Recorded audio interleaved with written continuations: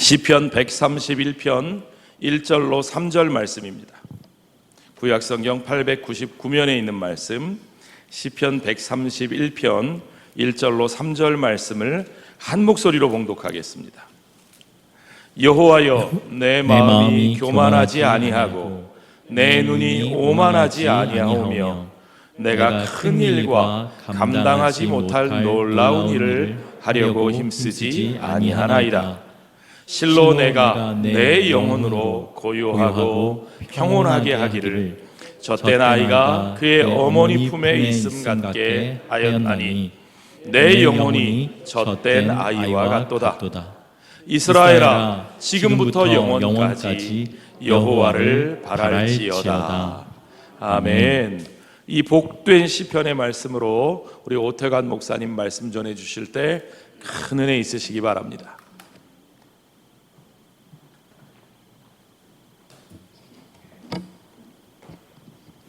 기도드리고 말씀 듣도록 하겠습니다. 하나님, 3일 저녁을 잊지 않고 주님 전에 모였습니다. 주님께서 말씀하여 주시옵소서. 종의 입술을 통하여 주님께서 말씀하여 주실 때 아멘으로 받게 하여 주시고, 그 아멘으로 받은 말씀을 세상에서 또 내가 원하는 대로 사는 것이 아니라 그 아멘한 그 말씀대로 순종하며 살아가는 복된 우리의 삶이 되도록 은혜 베풀어 주시옵소서. 감사드리며 살아계신 예수님 이름으로 기도합니다. 아멘. 오늘 거룩한 3일 저녁입니다. 3일째 수요 기도인에 오신 우리 성도님들 한 분 한 분, 그리고 오늘은 특별히 청년들도 와 있어서 너무나 행복한데, 이 말씀을 통해서 우리가 어떠한 예배자로 서야 되는지 귀한 말씀을 받는 귀한 시간이 되시기를 바랍니다. 오늘 본문은 여호와를 신뢰하는 이 다윗이 기록한 시편입니다. 하나님 앞에서 우리가 가져야 할 이 신앙의 이상적인 모습, 곧 오늘 본문에 나오는 대로 고요하고 평온한 영혼의 본보기를 제시하고 있는 말씀이 오늘 본문의 말씀입니다. 또 오늘 본문은 하나님의 임재를 경험하게 된 사람들이 어떠한 마음가짐으로 그리고 살아야 되는지 말씀을 하고 있고, 또 예배자의 겸손을 가르치기 위한 아름다운 다윗의 신앙 고백의 시가 오늘 본문의 시편입니다. 그런데 오늘 먼저 오늘 본문 1절의 하반절과 2절의 하반절 말씀을 보면, 1절의 말씀을 보면 큰 일과 감당하지 못할 놀라운 일을 하려고 힘쓰지 아니하나이다 라고 먼저 고백을 하고 있습니다. 그리고 2절의 하반절의 말씀은 내 영혼이 젖된 아이와 같습니다 라고 고백을 하고 있습니다. 이 다윗의 고백은 마치 어떻게 보면 패배자와 같이 소극적이고 안일한 태도로 보입니다.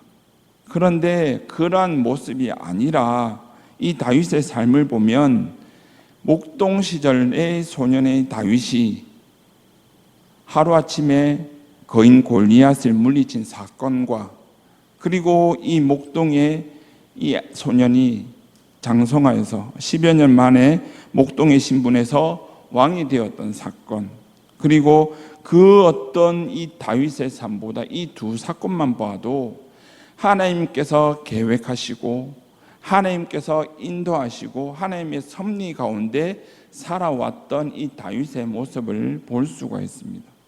그런데 우리의 삶을 한번 보시면 사단은 늘 우리에게 내 스스로를 판단하고 내 스스로 생각하고 스스로 판단하여서 그것을 할 것을, 그 판단한 대로 일할 것을, 행할 것을 계속 속삭이고 있습니다. 먹음직도 하고 보암직도 한 꿈과 비전을 제시하면서 우리에게 하면 된다라고 계속 속이고 있는 것이죠. 그러나 그 꼬임에 넘어가서 교만한 비전을 꿈꿀 때 우리의 영혼은 어떠한 영혼이 될까요? 하나님의 품에서 벗어난 영혼이 된다는 것이죠. 오늘도 내 마음을 주님의 십자가의 앞에 못 박아 우리의 영혼이 하나님 품에서 온전히 거할 때, 평온히 거할 때 주님께서 저와 여러분을 향한 크나큰 비전을 이루기 위해서 함께 하신다는 것을 우리는 경험할 수가 있습니다. 그래서 사람들이 하나님 앞에 나아올 때 제일 필요한 것이 무엇인가? 바로 그것이 제가 말씀드리고 싶은 바로 겸손이란 것입니다. 베드로전서 5장 5절의 말씀에 이렇게 고백을 합니다. 젊은 자들아, 이와 같이 장로들에게 순종하고 다 서로 겸손으로 허리를 동이라.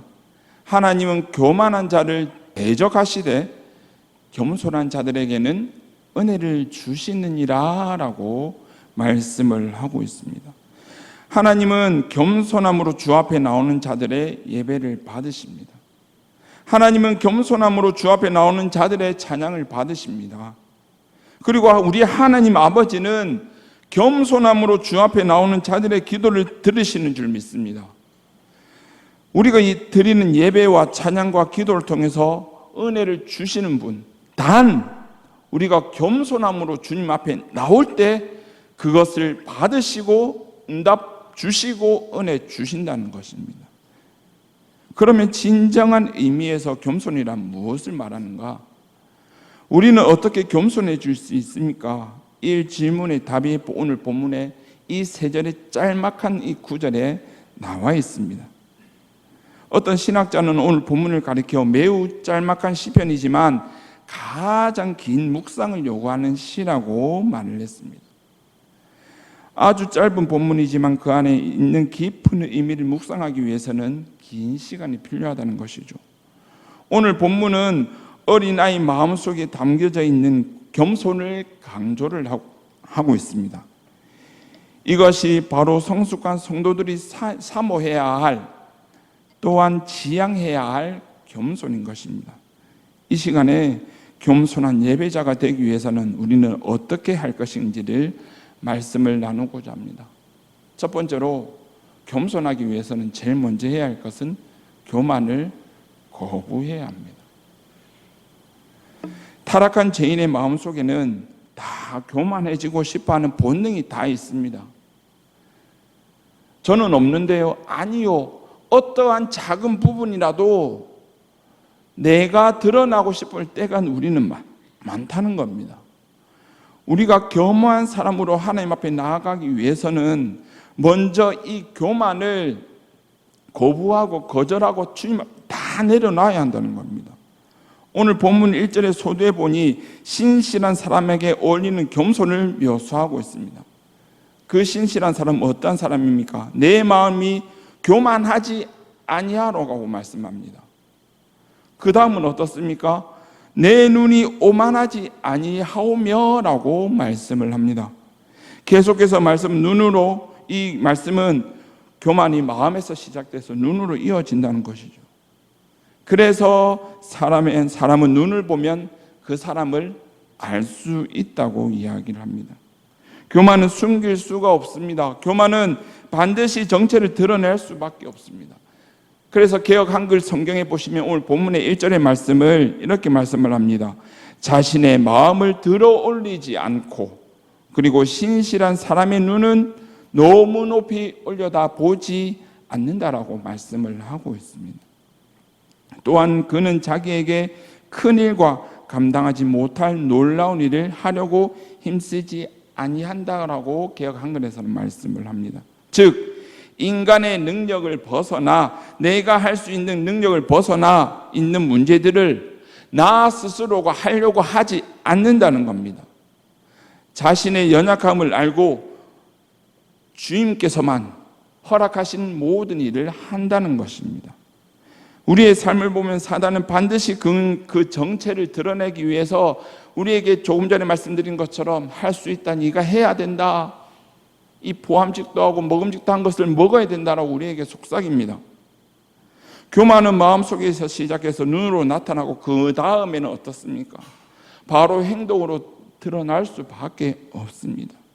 그 행동은 다름 아닌 내 중심적이기 때문에, 내 마음에서 나오기 때문에 하나님을 떠난 자기를 높이기 위한, 하나님을 높이는 것이 아니라 자신을 높이기 위한 큰 일을 시작한다는 것입니다. 얼마나 무서운 일입니까?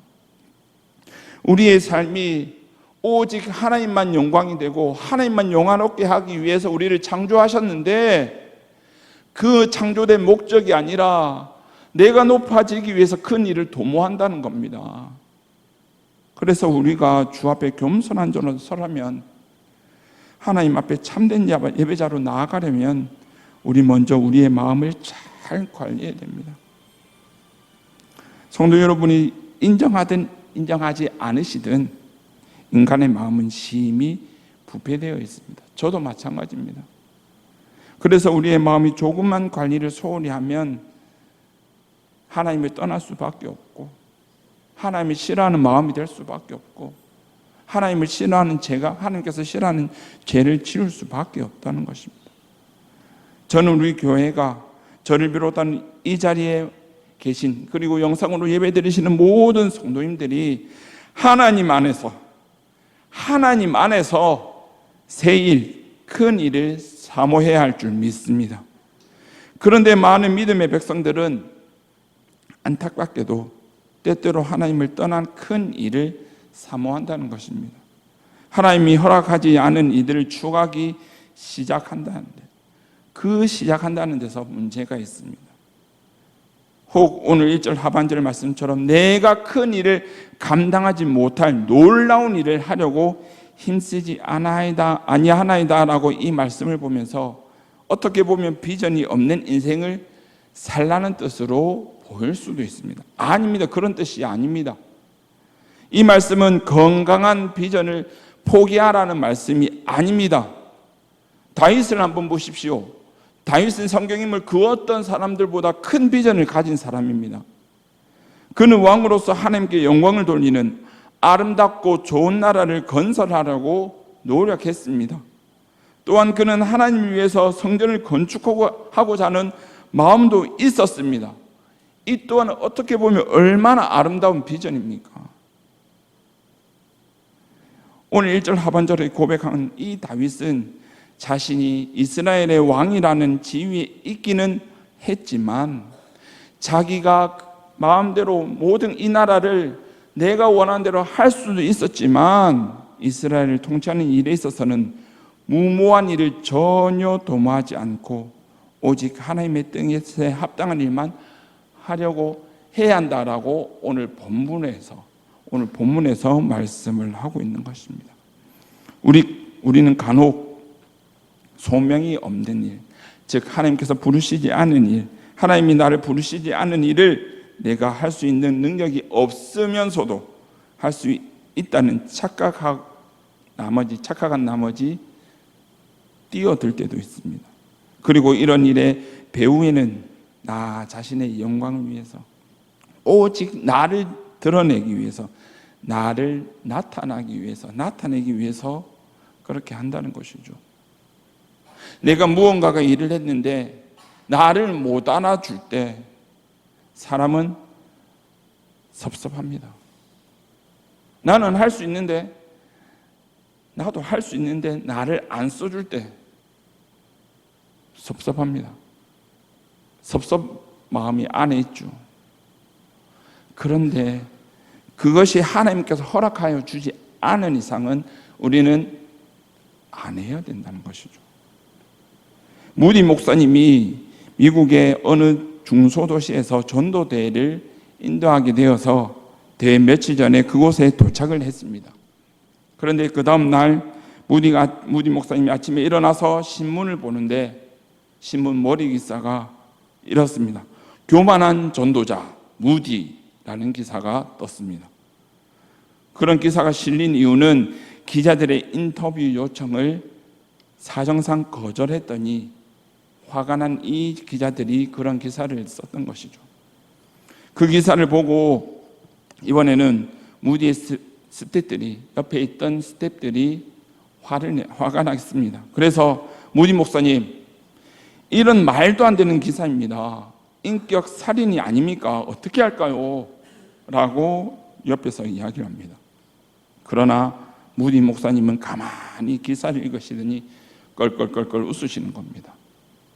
그리고 자기 옆에 있는 스태프들에게 이야기를 합니다. 이 사람들이 나를 잘 모르는구나. 나는 이 기사보다 훨씬 더 교만한데 이만하면 잘 써줬네. 감사해야 되겠네 라고 이야기를 하는 겁니다. 무디 목사님뿐만이 아닙니다. 우리도 교만할 뿐만 아니라 성경에서도 교만한 나머지 하나님께서 사용해 주시겠다고 불러주시도 않았는데 자기 마음대로 했던 사람이 얼마나 많습니까?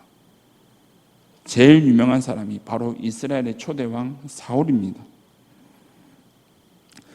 이스라엘 초대왕 사울도 다윗 못지않게 인간적으로 훌륭한 가능성을 가지고 있던 왕이었습니다. 아마 외모적으로도 남성적이고 키도 크고 기골이 장대하고 아름답고 지혜로운 사람이었을 것입니다. 그러나 사울의 결정적인 실수들 하나 가운데 가장 큰 실수가 사무엘상 13장 8절의 말씀을 보면 사울은 사무엘이 정한 기한대로 이레 동안을 기다렸으나 사무엘이 길갈로 오지 아니하매 백성이 사울에게서 흩어지는지라 라고 말씀을 합니다. 이 말씀을 보면 왠지 사울의 초조함을 엿볼 수가 있습니다. 하나님 앞에 제사를 드려야 하는데 제사를 집행해야 할 제사장 사무엘이 오지 않는 겁니다. 여기서부터 사울이 잘못된 판단을 합니다. 하나님은 사울을 제사장으로 불러주셨습니까? 왕으로 불러주셨습니다. 왕으로 부르셨지 제사장으로 부르지 않으셨습니다. 이게 사울의 소명은 바로 왕입니다. 그는 왕의 직무만 수행하면 됩니다. 그리고 만약 자기가 부름받지 않은, 소명받지 않은 일이라면 하나님 앞에 그것을 재차 묻고 하나님의 허락을 받아야만 했습니다. 그러나 사울은 이 상황이 불리하고 백성들이 흩어진다고 생각을 하니까 어떻게 합니까? 소명받지 않은 제사장 일을 직분을 이행합니다. 사무엘상 13장 13절에서 14절 말씀을 보시면 사무엘이 사울에게 이르되 왕이 망령되이 행하였도다. 왕의 하나님 여호와께서 왕에게 내리신 명령을 지키지 아니하였도다. 그리하였더라면 여호와께서 이스라엘 위에 왕의 나라를 영원히 세우셨을 것이오늘 지금은 왕의 나라가 길지 못할 것이라. 여호와께서 왕에게 명령하신 바를 왕이 지키지 아니하였으므로 여호와께서 그의 마음에 맞는 사람을 구하여 여호와께서 그를 그의 백성의 지도자로 삼으셨느니라 하고라고 말씀을 합니다. 이 순간 하나님은 사울을 폐위시키기로, 왕에서 내려오기로, 버리시기로 결심을 하셨습니다. 소명받지 않은 일을 한다는 것이 얼마나 무서운 일인지 이 사울에만 봐도 알 수가 있습니다. 그러면 이처럼 소명받지 않은 일을 왜 추구하려고 했을까요? 결론은 뻔합니다. 교만 때문입니다. 내가 할 수 있다, 이것을 해야 내가 한다, 산다라고 자신이 교만하기 때문입니다.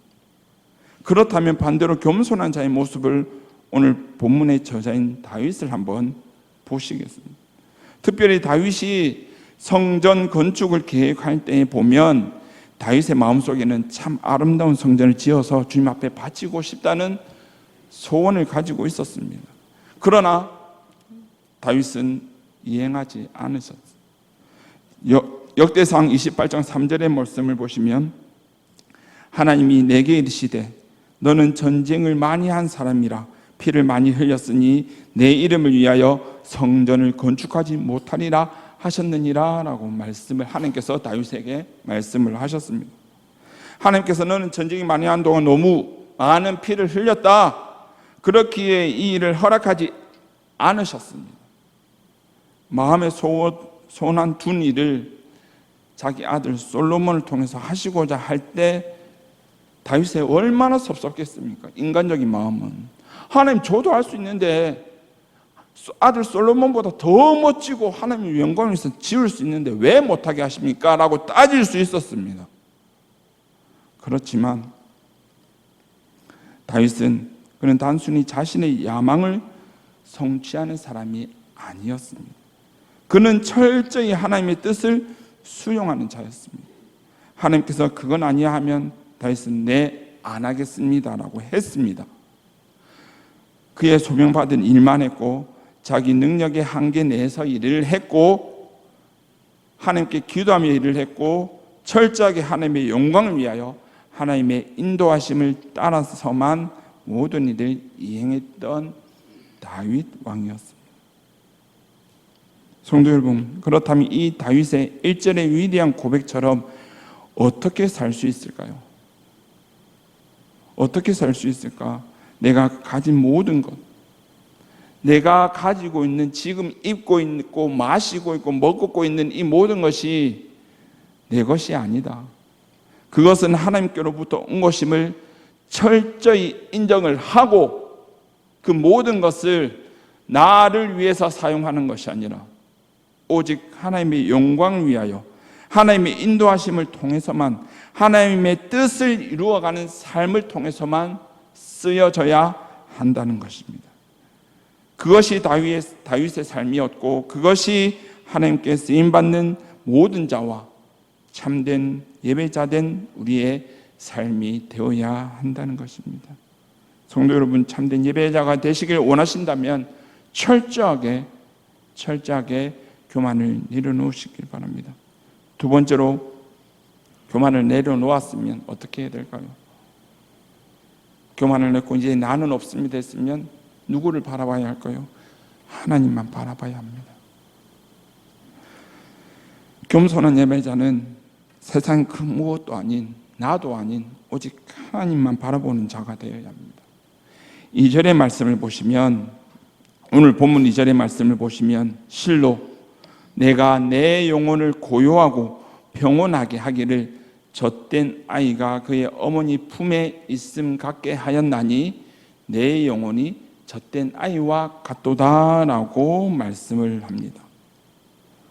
이 말씀을 보면 진짜 겸손의 상태가 어떠한 상태인지 잘 말씀을 해주고 있습니다. 겸손한 자의 축복을 우리의 삶에서 어떻게 누릴 수 있을까? 젖된 아이가 그 어미의 품에 있음 같게 한다라고 표현을 하고 있습니다. 갓난아이는 젖에 대한 강렬한 욕구를 가지고 있습니다. 끊임없이 울어대고 보챕니다. 젖을 달라고. 저도 기억이 납니다. 1살 때 끊임없이 울었던 거. 안 우셨습니까? 저만 울었습니까? 저는 어머니 젖만 달라고 얼마나 많이 울었는지 모릅니다. 기억이 생생하게 납니다. 저만 기억나시나 한번 보는데. 그런데 젖된 아이를 한번 생각을 해보십시오.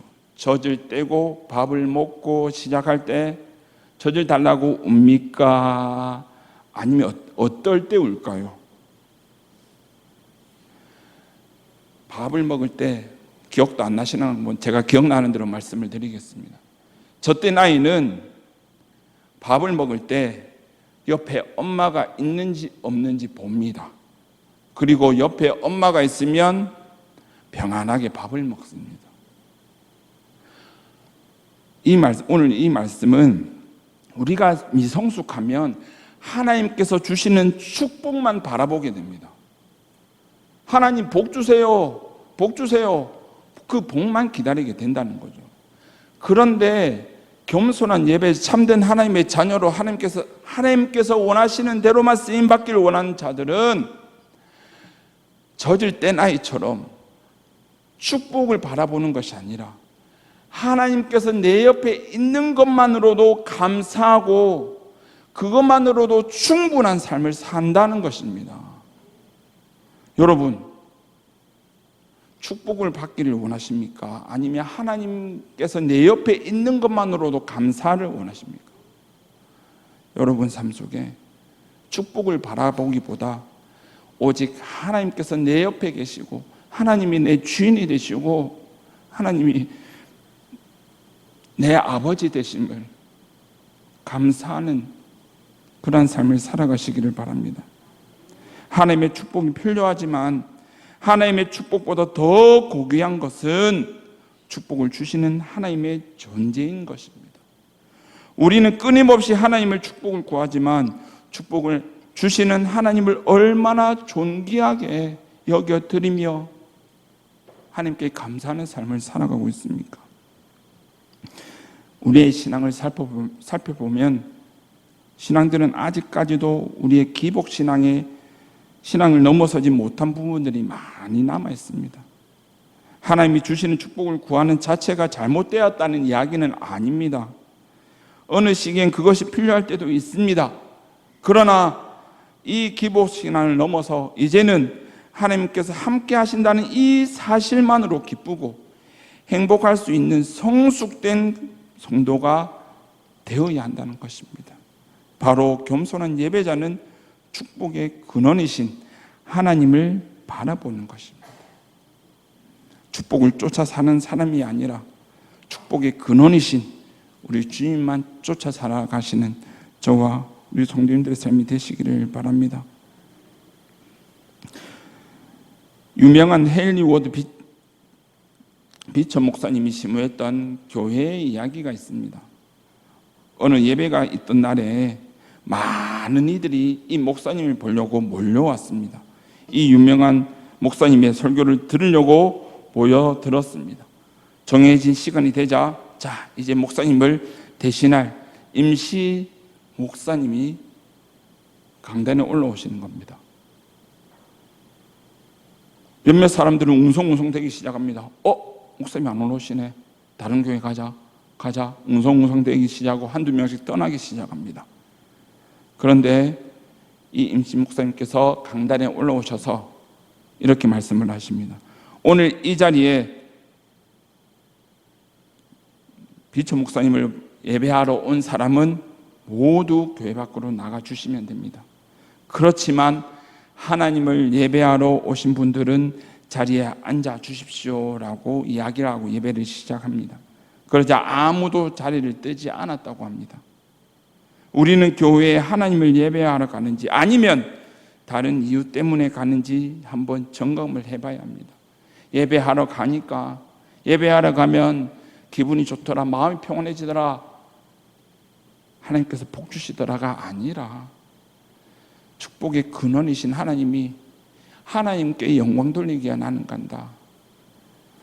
잘생긴 우리 목사님을 보러 오시는 것이 아니고 누구 잘 만나서 이야기하고 즐기기 교제도 중요하지만 그러한 목적이 아니라 제일 큰 목적은 우리 삶의 주인 되시며 삶의 복의 근원 되신 우리 하나님께 예배드리기 위해서 나는 간다라는 그러한 마음가짐이 있어야 한다는 것입니다.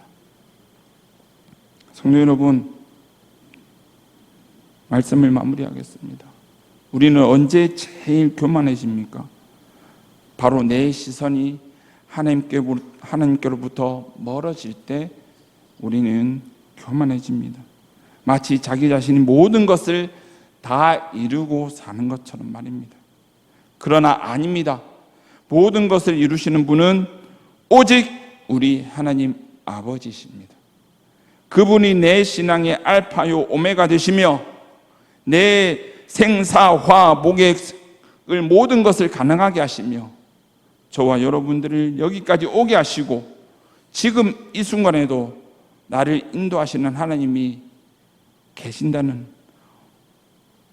그러한 믿음, 그 하나님이 나와 지금 내 옆에 계셔서 나의 모든 것을 주관하여 계신다는 그러한 확신으로 이 자리에 오신 줄 믿습니다.